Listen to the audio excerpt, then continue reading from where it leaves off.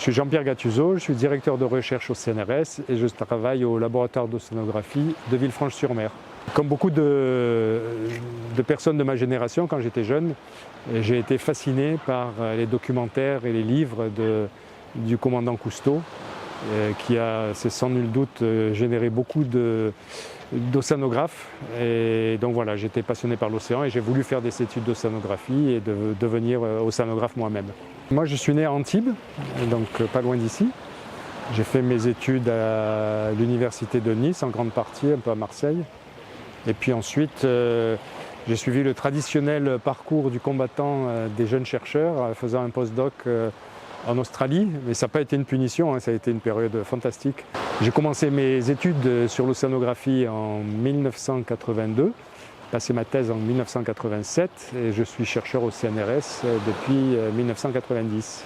Je suis à Villefranche-sur-Mer depuis 1998, après être passé par l'Australie, un peu les États-Unis, Perpignan et Monaco, où je suis resté 5 ans.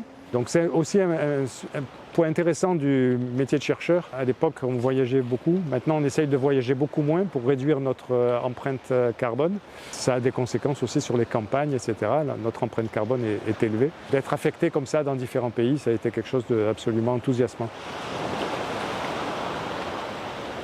L'océan est un formidable réservoir de chaleur. En fait, l'océan emmagasine plus de 90% de l'excès d'énergie lié à l'augmentation de l'effet de serre lui-même, lié au rejet de CO2 par les activités humaines. Donc 90% de cet excès d'énergie se retrouve dans l'océan. Évidemment, ça réchauffe l'océan et donc on voit ce réchauffement de l'océan jusqu'à plusieurs milliers de mètres de profondeur. On estime que l'océan a gagné 1,2 degré globalement en surface depuis le début de la révolution industrielle au XVIIIe siècle. Et par-dessus ce réchauffement graduel, il y a des événements extrêmes qu'on appelle des canicules marines ou des vagues de chaleur marine, où subitement la température augmente très brusquement et c'est ce qu'on observe en Méditerranée depuis plusieurs années. Cette année, nous avons presque atteint 30 degrés ici en surface dans la rade de Villefranche-sur-Mer, ce qui est absolument du jamais vu dans les enregistrements historiques.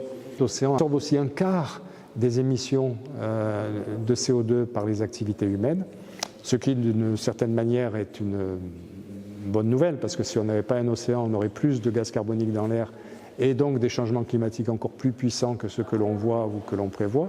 Quand ce CO2 pénètre dans l'océan, le CO2 est un gaz acide et il augmente l'acidité de l'eau de mer. C'est pour ça qu'on parle d'acidification des océans. Il y a aussi une perte d'oxygène. L'océan perd de l'oxygène en raison de ces dérèglements climatiques et son niveau augmente. C'est l'élévation du niveau de la mer. Donc tout ça fait que l'océan est très affecté par le changement climatique, mais c'est aussi une source de solutions. Certaines sont des solutions fondées sur la nature, par exemple la restauration et la conservation des herbiers de plantes marines, comme en Méditerranée, on a une espèce emblématique qui est la posidonie. Et cette posidonie, comme d'autres plantes qui vivent en mer, stockent du carbone en fait dans le sol. Par leur photosynthèse, elles prennent du CO2 dans l'atmosphère ou dans la mer et stockent une partie de ces CO2 dans le sol. Donc ce sont des bons moyens pour conserver du CO2. Donc ça, ce sont des solutions fondées sur la nature. Il y a aussi des solutions qui sont elles, pas mises en œuvre, mais on pense que certaines d'entre elles peuvent être très intéressantes pour modérer le changement climatique. Ce sont des solutions qu'on appelle technologiques. Certaines visent à augmenter la production primaire, c'est-à-dire le phytoplancton dans la mer, en espérant qu'une partie de ce phytoplancton va être exportée et stockée dans les sédiments profonds. On peut aussi fournir un antiacide à l'océan sous la forme de roches calcaires. Ce n'est pas des produits chimiques, c'est des roches calcaires broyées ou des roches silicatées. Et donc il y a une recherche extrêmement active sur la manière dont l'océan pourrait stocker plus de carbone sans bouleverser son équilibre chimique ni ses écosystèmes. Dans quelques mois, la France et le Costa Rica vont organiser à Nice la 3e conférence des Nations Unies sur l'océan. Et le gouvernement français a demandé au CNRS, au PDG d'Ifremer et à moi de co-présider un congrès scientifique qui va précéder cette conférence des Nations Unies. Et on nous a donné pour tâche de fournir des recommandations aux chefs d'État et de gouvernement qui se réuniront donc dans cette conférence des Nations Unies. Nous sommes en train de préparer ce congrès.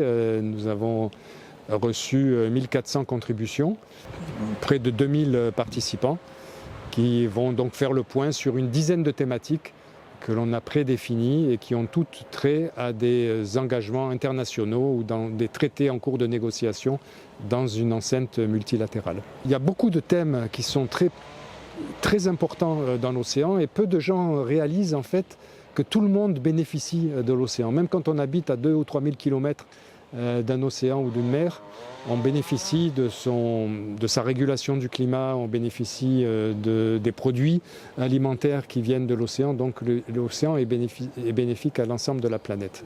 Cette conférence des Nations Unies, au contraire des conférences des parties de la biodiversité biologique ou du changement climatique, n'est pas contraignante. C'est-à-dire que ce sont des discussions entre États pour faire avancer les sujets multilatéraux concernant l'océan. L'idée, c'est de mobiliser un maximum d'États à avoir une action sur la préservation de l'océan et de faire avancer les sujets multilatéraux qui sont parallèles à cette conférence des Nations Unies sur l'océan, les sujets sur le climat, sur la biodiversité, sur la pêche illégale, sur la protection des océans du large, au-delà des eaux territoriales. Il y a beaucoup de sujets comme ça qui peuvent être stimulés par ces discussions qui se tiendront à Nice en juin 2025.